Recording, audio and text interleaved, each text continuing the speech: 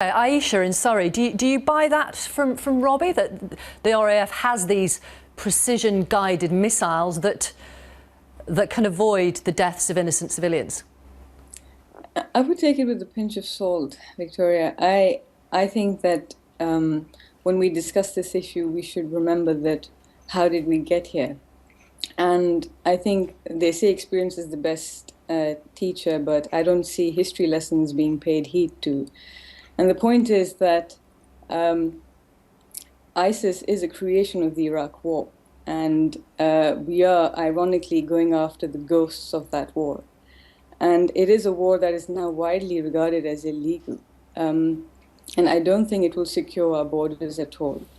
And if you look around in other countries, when US launched drone strikes in Pakistan, the Taliban came back with a vengeance.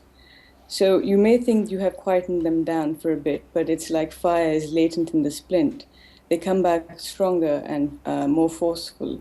Even though, as David Cameron argues, alongside a military intervention in Syria is the political and diplomatic process, which is ongoing in Vienna. There have been 2 rounds of talks. There'll be more in January. He says that is just as important. It's a twin-track approach.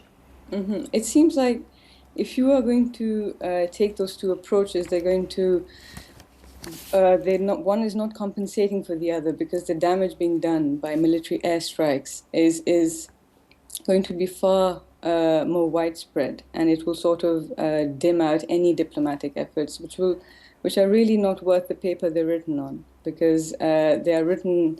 There's something other in pen, and the spirit is never fulfilled. And I think we need to rethink our trading partners and the money we make out of the oil-rich Middle East, and get to the root of how these terrorist groups are really funded and cutting off their supply lines. Are you a terrorist sympathiser?